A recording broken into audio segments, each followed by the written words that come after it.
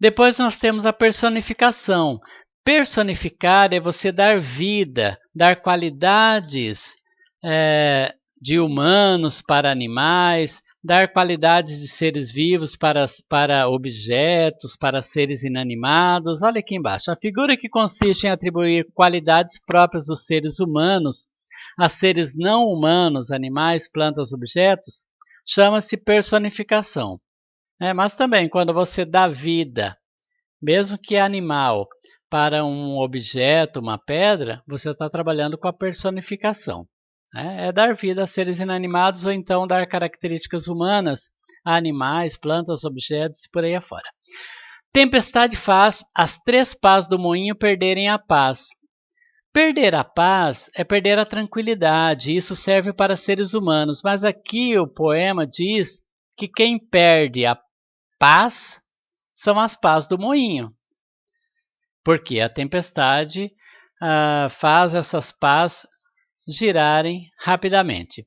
Então, quando você fala que as pás do moinho perdem a paz, você está dando uma característica humana para as pás do moinho. Quer dizer, são os humanos que perdem a tranquilidade, que perdem a paz, e não as pás do moinho. O jardim olhava as crianças sem dizer nada. O jardim olhava. Quem olha é uma pessoa, é um animal. Quando aqui diz que o jardim olhava as crianças e o jardim não dizia nada, você está atribuindo ao jardim característica de seres humanos ou de seres vivos. No caso de olhar, um animal olha, mas de dizer é o ser humano. Então você tem a personificação. Tá se olhando no espelho, Zé Lelé? Eu não, ele é que tá me olhando.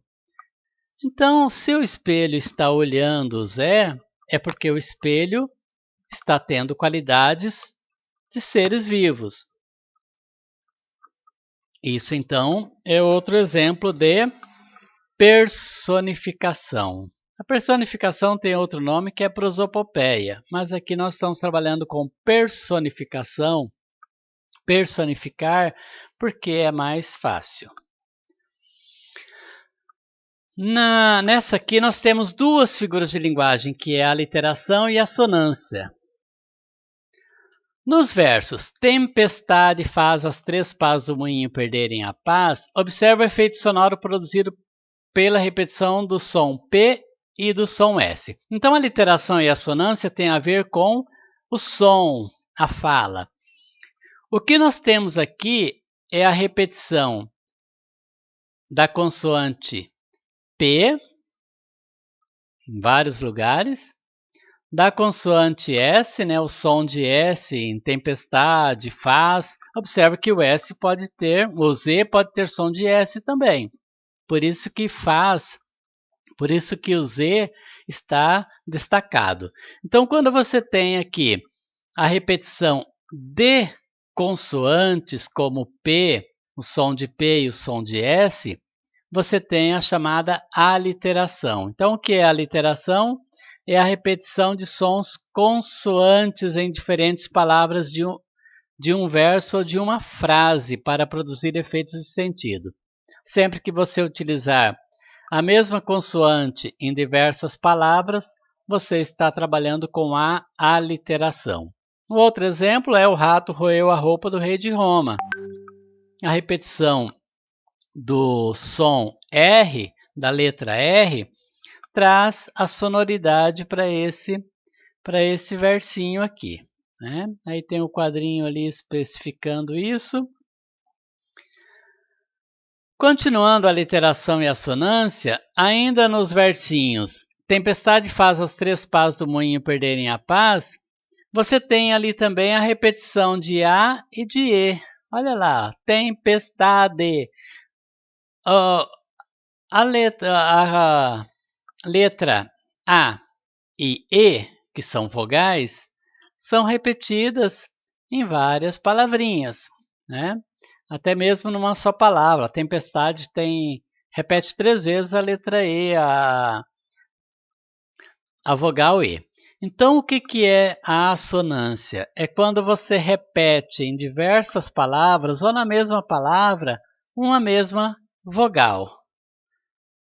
Repetimos uma mesma vogal, nós estamos trabalhando com a assonância. Então, só para especificar melhor, a aliteração, repetição de consoantes, e a assonância, repetição de vogais. Nós sabemos que as palavras são formadas por consoantes e por vogais. Prestem atenção nisso. Outro exemplo. O que o vago e incógnito desejo de ser eu mesmo, de meu ser me deu. Olha só a repetição de o, e. Isso, então, é a tal da assonância. Então, a assonância é a repetição em várias palavras de uma mesma vogal, nesse caso, o e e. Esse quadrinho da Mafalda, minha mãe amassa. Amassa só? Sim, amassa só e salga a massa. A massa se amassa na mesa. A massa é sã. Sim, essa massa é sã. Aí ela sai refletindo. O bom de ir para a escola é que a gente pode ter conversas literárias. Ou seja, conversa literária porque é uma figura de linguagem, né? É bobinha, mas é uma figura de linguagem. Nos 3 primeiros quadrinhos, há um exemplo de assonância, mas observem essa fala da Mafalda. A massa se amassa na mesa. É a que mais tem assonância. Olha a vogal A repetindo ali inúmeras vezes. Isso dá um efeito poético, como se fosse um poeminha, daqueles mais bobinhos, né? Então dá ritmo, dá sonoridade à frase. Mas nas 3 ali, falando sobre a mãe, a massa e tal, você tem a tal da assonância, repetição de vogais. Beleza? Por fim, nós temos o trocadilho, que é a quinta figura de linguagem que nós estamos trabalhando no 7º ano. Voltando ao poema de Sérgio Caparelli, fale em voz alta as palavras tamanduá e a expressão tamanho do A. Os sons não são parecidos, não são semelhantes?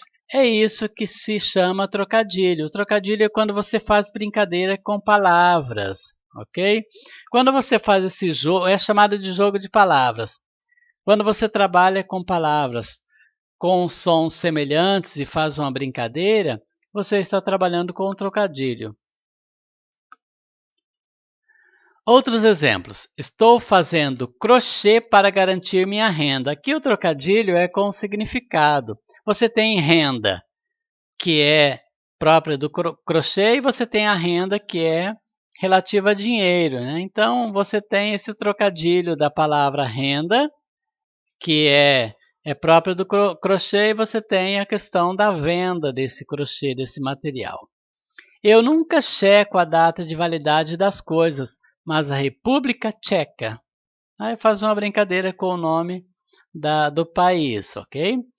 Caminhão de tempero tomba na estrada. A carga só não foi saqueada porque o tempero era arisco. Então você tem essa questão do arisco. Você consegue pegar um galo arisco? Não consegue, porque ele foge, né? E o tempero também. Então há esse trocadilho com a palavra arisco.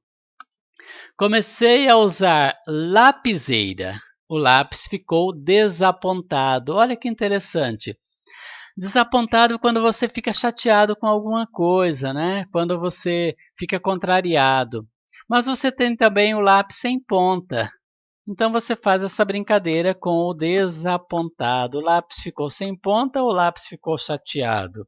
Se o lápis ficou chateado, aí você tem uma prosopopeia ou personificação, porque você dá vida humana ao lápis. O trabalho dos relojoeiros é feito em cima da hora. É claro, né? O relógio marca as horas. E ele pode também fazer tudo atrasado. Quer dizer, ou ele trabalha em cima das horas, ele trabalha para consertar as horas, ou ele trabalha sempre atrasado. É isso que quer dizer aqui essa frase. Então, nós estudamos aqui trocadilho, nós estudamos a assonância, a aliteração, nós estudamos a metáfora, vimos alguma coisa da comparação também, que seria a sexta figura de linguagem, que de alguma forma vocês viram. E nós trabalhamos a prosopopeia ou personificação, ok? Então, gente, a princípio é isso. Essa é a nossa aula, o nosso trabalho final da apostila. Qualquer dúvida, perguntem. Estarei explicando para vocês depois, então vou estar à disposição para aqueles que tiverem dúvida com relação às questões, ok? Até uma próxima. Tenham um bom dia.